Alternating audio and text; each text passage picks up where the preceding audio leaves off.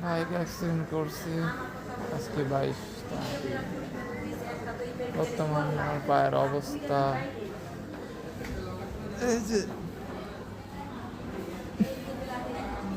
হাঁটুর নিচ থেকে 3 জায়গায় ভাঙা, হাঁটুর পাশে এই পাশে ক্ষত অনেকখানি।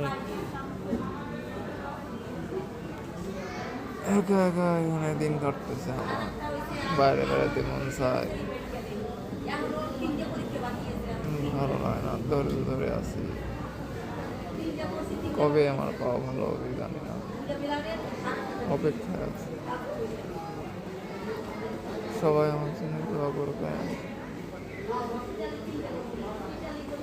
পা লাফড়া করে, কষ্ট হয়।